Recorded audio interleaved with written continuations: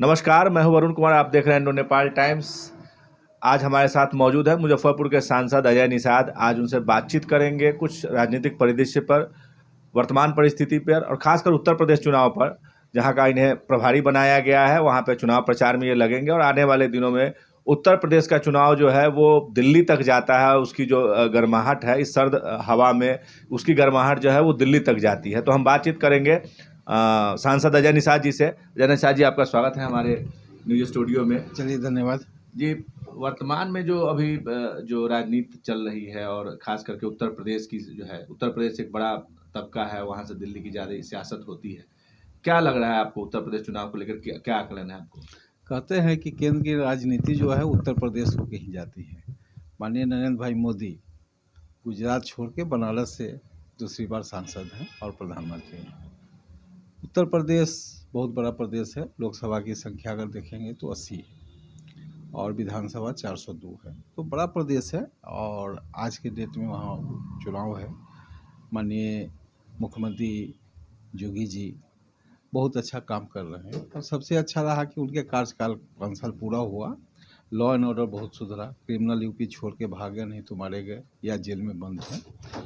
Crime control होने से वहाँ के जो भी लोग, चाहे जिस जाति को हो, जिस धर्म के हो, सभी चैन पूर्वक रह रहे हैं, अपना रोजी रोजगार कर रहे हैं। किसी को कोई दिक्कत नहीं है।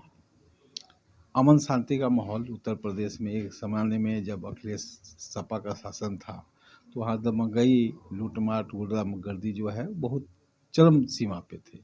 और सबसे ज़्यादा अगर दमन वहाँ होता था तो हिंदू समाज के लोग का होता था। तो आज के डेट में हिंदू मुस्लिम सब जो है बहुत सम्मानपूर्वक के साथ रह रहे हैं। एक वातावरण जो हम लोग का सेकुलर देश कहिएगा, धर्मनिरपेक्ष देश जो है, तो उत्तर प्रदेश में मिसाल मिल रहा है। और कहीं भी माइनॉरिटी समाज के लोग भी आज के डेट में योगी जो राज है उसकी तारीफ कर रहे हैं। और इस बार का जो चुनाव होगा हम लोग 350 की संख्या पार जाएंगे। मतलब पूरी बहुमत के साथ 350 के साथ हम लोग सत्ता में आएंगे। दरअसल जो बात करी है, जो आपने कहा अखिलेश यादव, सपा जो है विपक्षी पार्टियां हैं, उनका ये कहना है कि इसमें जो आप एक तरफ हिंदू की बात करते हैं तो सबसे ज़्यादा ब्राह्मणों का जो है वो इनकाउंटर हुआ है। सबसे बड़ी संख्या रही है। योगी जी की तरफ से ये आरोप उनका लगता रहा है योगी जी पर कि ब्राह्मणों को निशाना बनाया गया और मुसलमानों को खास करके जो निशाना बनाया गया योगी सरकार में। देखिए, क्रिमिनल जो होता है उसका कोई जाति नहीं होता। कोई भी आदमी अगर मारा गया है, अब जैसे आप देख रहे हैं कि हमारा देश जहाँ पर हर आदमी को कहीं भी जाने का राइट है, अगर कोई गलत अगर पुलिस काउंटर करता, चाहे जो मासूम कहिए चाहे निर्दोष कहिए, उसकी अगर गलती से भी अगर हत्या हो जाती है तो वहाँ कार्रवाई होता है।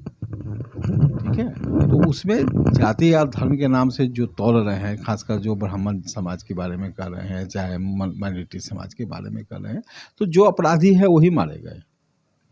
और कहीं ना कहीं कोई भी चीज़ अगर कोई मारे जाते हैं तो जिस अपराधी से पूरा समाज को खतरा होता है, कोई मतलब रास्ता नहीं दिखता है, तभी पुलिस बाध्य होकर। गोरखपुर में एक व्यवसायी को मार दिया गया होटल में। हाँ, उसमें एक भूल हुई थी। तो आपने देखा होगा कि माननीय मुख्यमंत्री ने खुद संज्ञान लिया था। कभी कभी गलती हो जाती है तो जो उस पर जांच का जो दोषी अधिकारी हैं, जांच चल रही है, उसमें कार्रवाई होगी। महंगाई को लेकर बात चल रही है। महंगाई चरम सीमा पे है, जनता त्रस्त है, कह रही है महंगाई कंट्रोल नहीं हो रही है सरकार से। तो ये मुद्दा है, बड़ा मुद्दा है क्या उत्तर प्रदेश में या और अन्य प्रदेशों में? उत्तर प्रदेश खासकर अभी बड़ा है, वहाँ पे चुनाव का मामला है, महंगाई को लेकर जनता बात कर रही है। देखिए, कोरोना काल में लगभग 2 साल हो रहा है और भारत ही नहीं पूरा विश्व जो है महंगाई से परेशान है। जब आप न्यूज़ देखेंगे, चाहे यूट्यूब देखेंगे, तो बहुत ऐसे ऐसे देश हैं जहां पर जनता उग्र होकर प्रदर्शन कर रही है, गोलीबारी की नौबत आ गई है। यहाँ पर सिर्फ आप महंगाई की बात कर रहे हैं तो डीजल पेट्रोल छोड़ के बाकी कोई चीज़ महंगा है नहीं है उतना। और महंगाई कोई मोदी सरकार में नहीं, इससे पहले जो भी सरकार रही है हर चीज़ हर समय रेट बढ़ाई है, कोई घटा नहीं। उसके बाद जब कोरोना काल में आप देखेंगे तो भारत ही एक ऐसा देश जो सबसे बड़ी आबादी चाइना के बाद है, गरीब लोग यहाँ ज़्यादा हैं, ग्रामीण परिवेश में लोग ज़्यादा बैठते हैं। सभी लोग को सरकार ने मुफ्त अनाज देने का काम किया, अकाउंट में पैसा दिया, फ्री गैस दिया। तो ये बोल रहे हैं कि जो ये महंगाई है यह पैसा वापस जो है सो जनता को जा रहा है। नहीं, वो तो सरकार की स्कीम है ना। महंगाई हम तो बोल रहे हैं कि डीजल पेट्रोल छोड़ के यार तो कोई इशू नहीं है। तो डीजल पेट्रोल तो आप जानते हैं कि कंपनी को सीधा फ्री कर दिया गया है कि जो बाज़ार का जो भाव है वो हिसाब से अपना तय कीजिए। और कहीं भी आप देखेंगे तो एक आध दो कंट्री छोड़ के बाकी कहीं भी कंपेयर करेंगे तो भारत में पेट्रोल डीजल सस्ता ही है, महंगा नहीं है। तो महंगाई मुद्दा नहीं है उत्तर प्रदेश में? महंगाई कोई मुद्दा नहीं है। महंगाई तो हर सरकार में है और ये जारी ही रहेगा, कभी भी घटने का नहीं। लेकिन जो महंगाई के साथ यहाँ जो आय का स्रोत है तो वो भी आप देखेंगे कि मोदी सरकार में बढ़ा है, घटा नहीं है। अगर महंगाई बढ़ी है तो आय का स्रोत भी बढ़ा है। बात अब बिहार के राजनीति की। यहाँ ठंड में सियासत गर्म हो गई है। आपका भी समय समय पर बयान आता रहा है। आपके अलायंस जो हैं वो बराबर कहते हैं कि हम यहाँ एक तरफ लालू यादव को बोलते हैं कि भाई अच्छे हैं, हम भोज में जाएंगे, खाएंगे, आपकी घटक दल में हैं। तो ये क्या है? कुछ ऐसा लग रहा है कि आने वाले दिनों में कुछ? देखिए अभी कुछ ऐसा नहीं है। सबसे पहले तो हम लोग 10 मार्च का इंतज़ार कर रहे हैं। 10 मार्च को 5 स्टेट का चुनाव है, पहले उसका स्थिति आ जाने दीजिए, रिजल्ट आने दीजिए। भारतीय जनता पार्टी कभी भी गठबंधन का परवाह नहीं करती। भारतीय जनता पार्टी बड़ी पार्टी है। 2 सांसद से 1980 में शुरू हुई थी और पूरी बहुमत के साथ केंद्र में हमारी सरकार है। सांसद कई स्टेट में भी भारतीय जनता पार्टी का और एनडीए का सरकार है। तो हम लोग गठबंधन का कभी चिंता नहीं करते हैं और कभी ये भी नहीं चाहते हैं कि हम किसी को गठबंधन से बाहर करें। हम लोग गठबंधन करते हैं लेकिन भारतीय जनता पार्टी कभी भी किसी गठबंधन साथी को कोई जाति नहीं करती। आपने आप देखा होगा कि जब हम लोग का दोबारा जब नीतीश सरकार से जब जदयू से गठबंधन हुआ तो लोकसभा चुनाव में 5 सीटिंग सांसद का टिकट बीजेपी का काट के हम लोग जदयू को दे दिए थे और आधा आधा हम लोग किए थे। तो हम लोग गठबंधन जो धर्म होता है उसका निर्वाह करते हैं। हम लोग कभी भी जाति नहीं करते। सरकार जो है सो अभी चलेगी, सस्टेन करेगी। सरकार पूरे 5 साल चलेगी, माननीय मुख्यमंत्री के नेतृत्व में पूरा कल पूरा। गठबंधन बात हो रही थी कि वहाँ पे उत्तर प्रदेश में आप नीतीश जी को मौका देंगे, जदयू के साथ गठबंधन होगा, लेकिन अचानक से वो जो लिस्ट बनी उसमें कहीं कोई वो थे नहीं। देखिए तो शीर्ष नेतृत्व तय करता है। इससे पहले भी तो जदयू वहाँ अलग लड़ा था और जदयू कोई छोटी पार्टी नहीं है, वो भी बड़ी पार्टी है।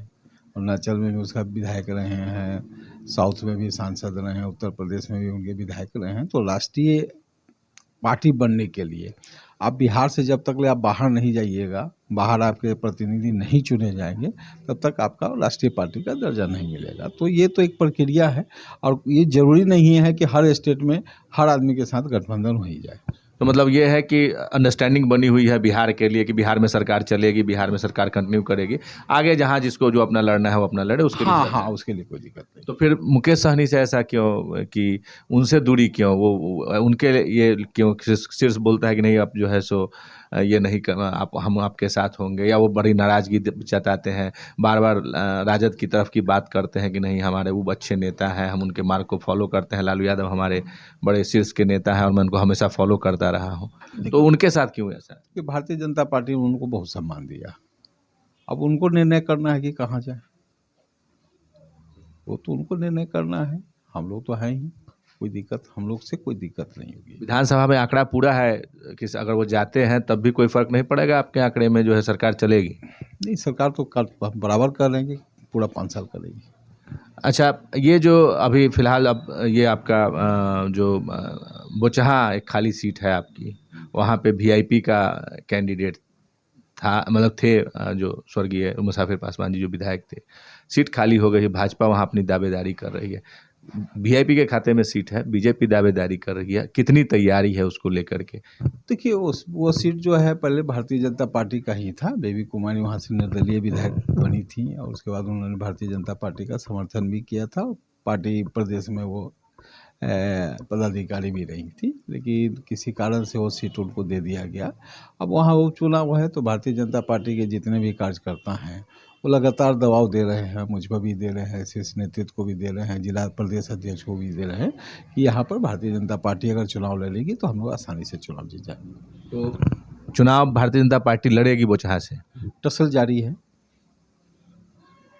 ये थे हमारे साथ सांसद अजय निषाद जी, जिन्होंने राजनीतिक चर्चा की। उत्तर प्रदेश में 350 की सरकार आंकड़ा पार करेगी और सरकार बनाएगी, जोगी जी फिर से मुख्यमंत्री होंगे और बोचहां भाजपा के खाते में जाएगी। इन्हीं सब बातों के साथ आज का सिलसिला यही खत्म करते हैं। फिर अगले बार किसी और लोगों से मुलाकात होगी।